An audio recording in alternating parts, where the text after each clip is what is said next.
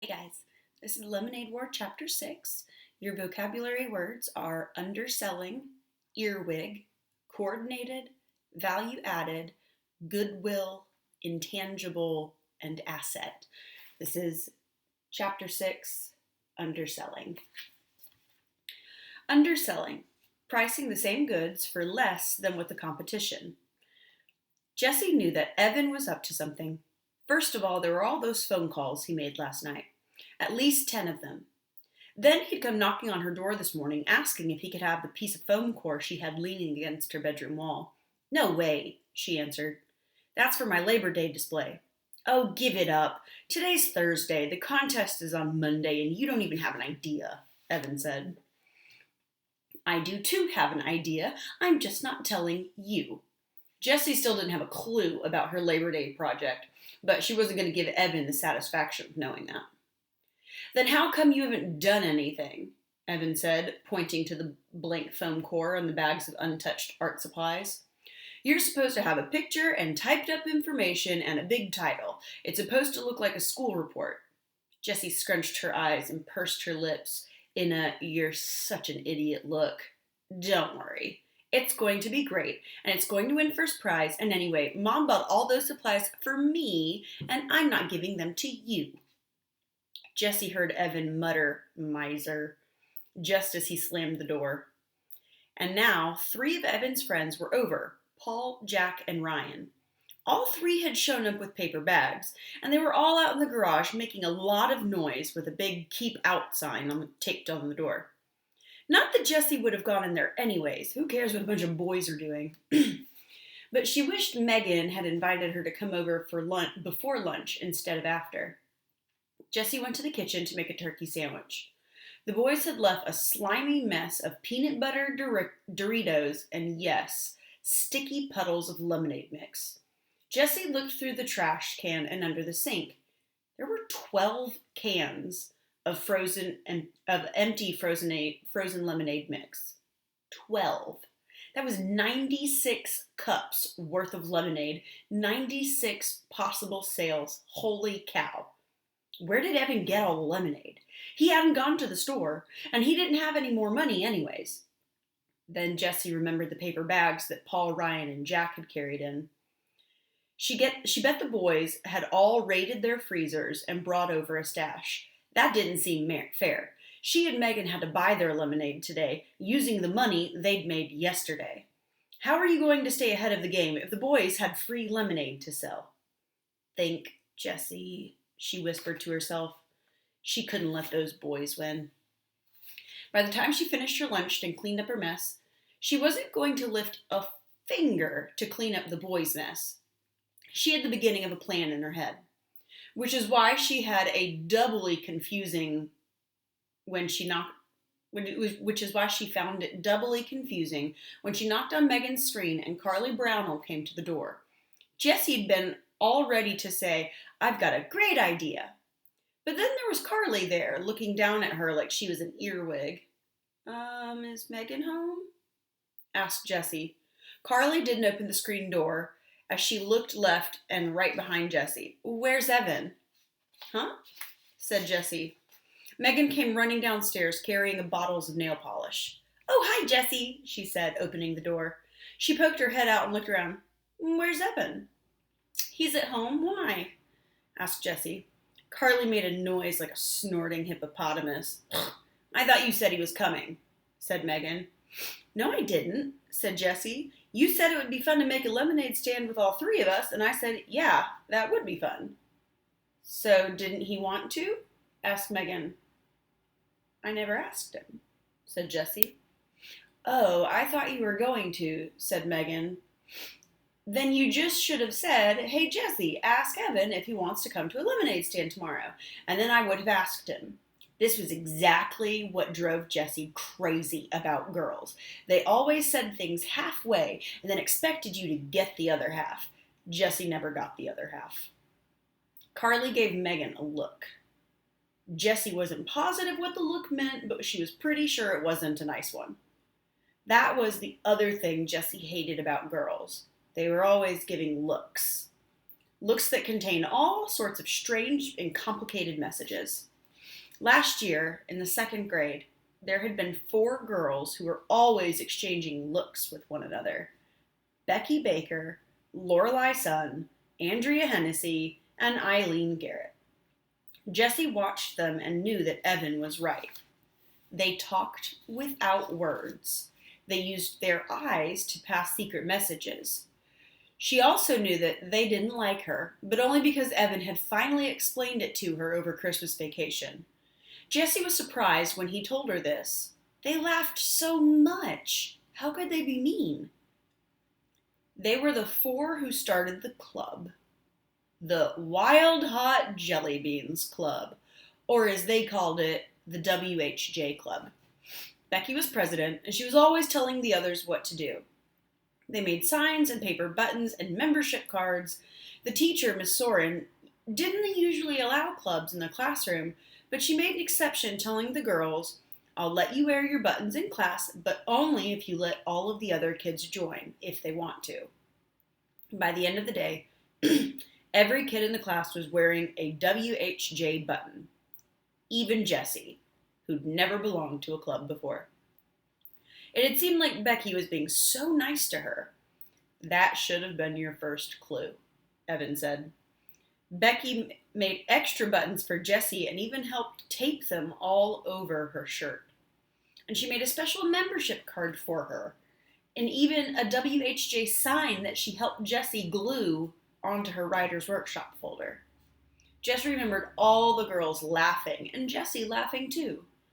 And all those strange looks that Becky and Lorelei and Andrea and Eileen kept flashing back and forth, like secret notes passed in class that Jessie could never read. The very next day, Miss Soren collected all of the buttons, gathered up all of the membership cards, and even replaced Jessie's writer's workshop folder. "No clubs in the classroom. I made a bad choice by allowing it, even for one day." On the playground, Jessie went up to Becky. "Why is she breaking up the club?" she asked. Becky gave her a sour look. She'd been grumpy all morning. "Don't you get it, dummy? WHJ doesn't stand for Wild Hot Jelly Beans. It stands for We Hate Jessie. It's a We Hate Jessie club, and everyone in the class is a member." Jessie stared at Becky. Why did they hate her? What had she ever done to them? It didn't make sense. And then Lorelei, Andrea, and Eileen had laughed, and even Becky managed a smirky grin. "Jerks," Evan said later, when Jessie told him the whole story. "They've got rocks for brains, but Jess, you gotta be on the lookout for girls like that." Standing in Megan's front hall, Jessie stared at Carly.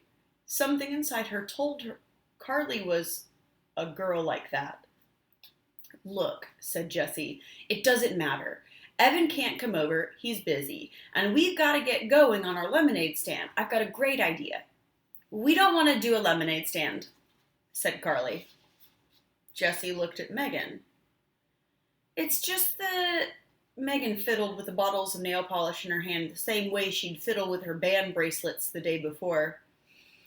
"It's kind of hot, and we did the lemonade thing yesterday already, and now Carly is over, so "You said you wanted to," said Jessie, "and I thought you liked me," she added in her head. She felt her lower lip tremble. "Not now," she shouted inside. "Don't you be a big baby." Megan stood there saying nothing, fiddling with the bottles. Then she turned to Carly.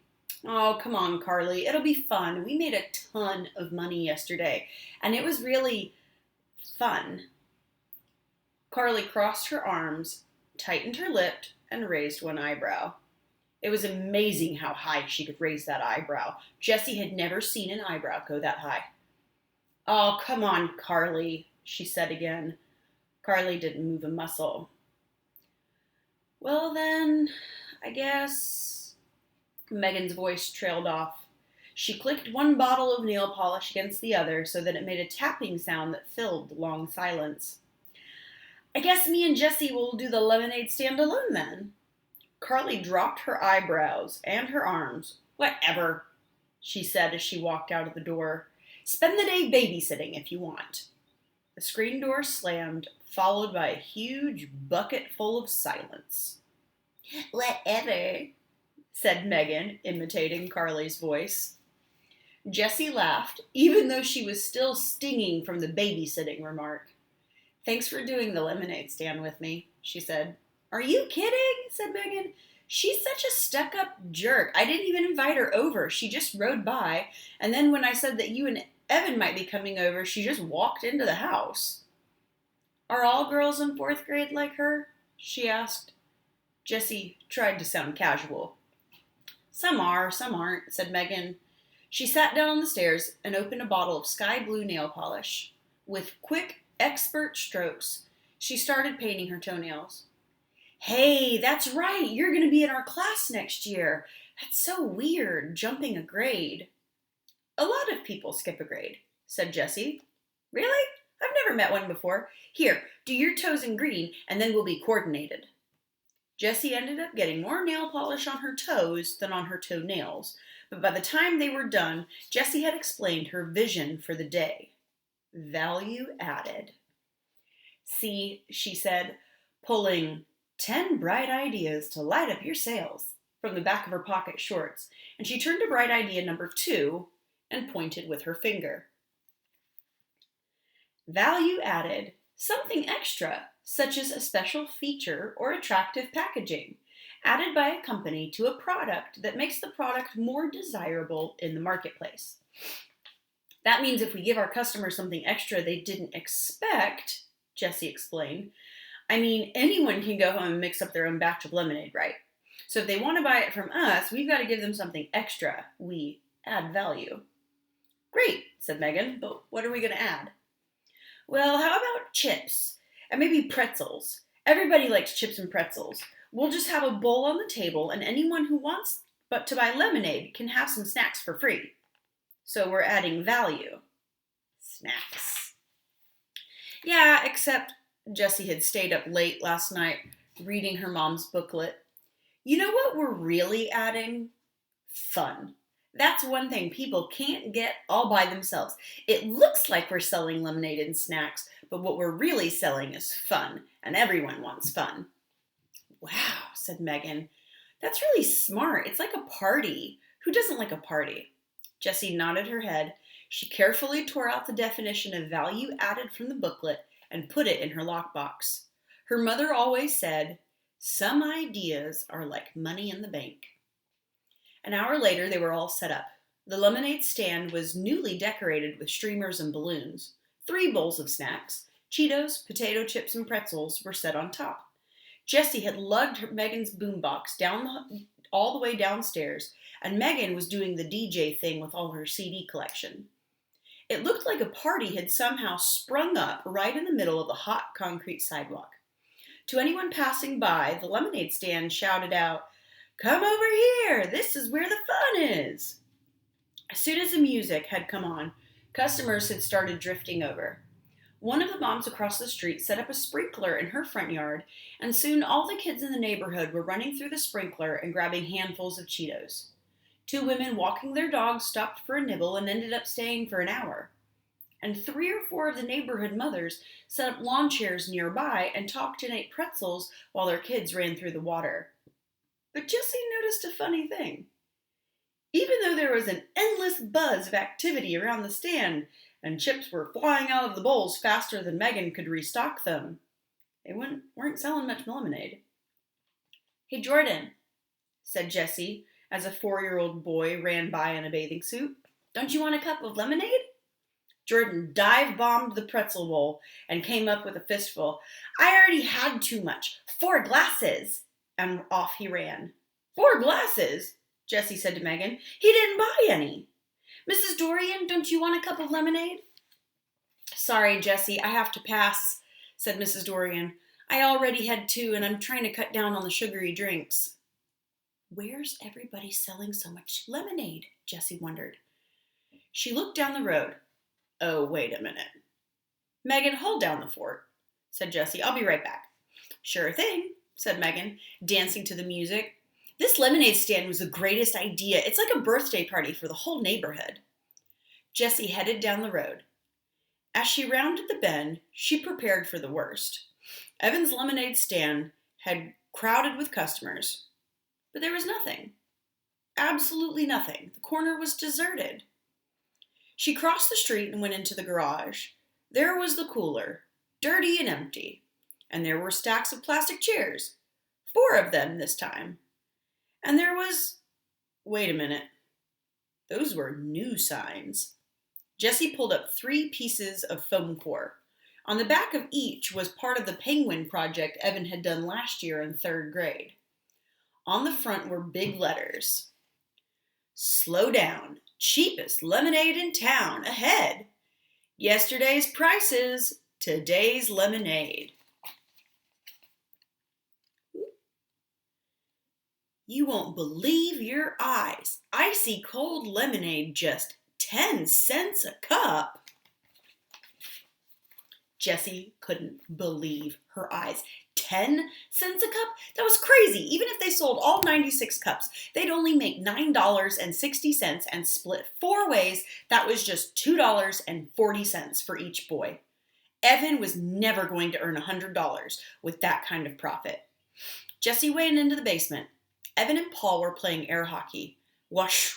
The puck flew into Evan's goal, and Paul threw his arms up in the air in a victory V. Oh, snap, said Evan. You're winning. Winning? Winning?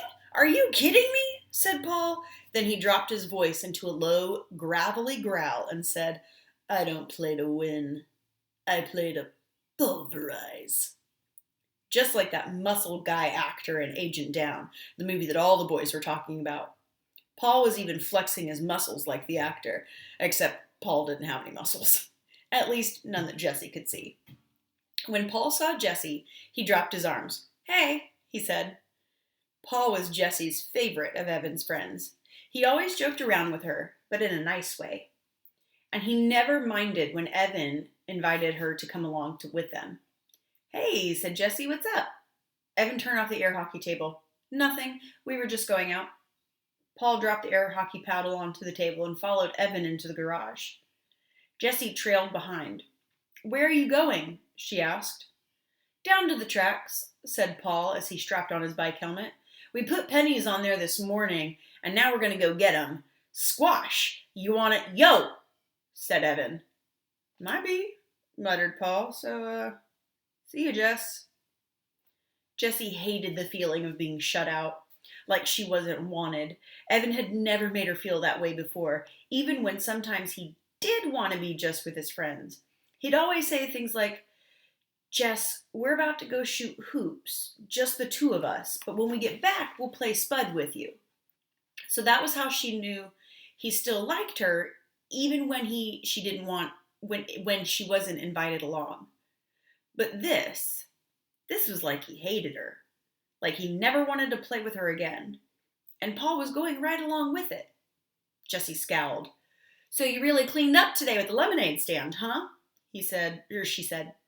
Yep, sold out, said Evan. So what'd you make, like $3? She asked. Actually, we made a ton. What was it, Paul? $45, said Paul. Jessie's mouth went slack. $45? There's no way. Not at 10 cents a cup. Oh, just little kids paid that, said Evan. The grown-ups all gave us way more. That's too cheap, they said. It's such a hot day and you're working so hard. Here, take $1. Keep the change. It was crazy. Unreal, said Paul. They kept pushing all this money at us because they thought it was so sweet we were selling lemonade for a dime. We made a killing. Bright idea number 5. Jessie remembered it immediately. It's called goodwill, she said slowly, picturing the exact page from her mother's booklet with the definition on it. Goodwill, an intangible but recognized asset that results from the making and selling of good products, having good relationships with your customers and suppliers, and being well regarded in the community. It's when you do something nice in a business and it ends up paying you back with money, she sighed. Why hadn't she thought of that? She would be sure to tear out that definition and put it in her lockbox when she got back to the lemonade stand. Well, whatever, we cleaned up, said Evan. Even so, said Jessie, trying to find some way to prove that Evan had not had a good day selling lemonade. You had 4 people working the stand, and if you split $45 4 ways, that's only $11.25 each, which is still way more than I'm going to make today, she thought, since the whole neighborhood has already filled up on cheap lemonade. We're not splitting it, said Evan. The guy said I could keep it all.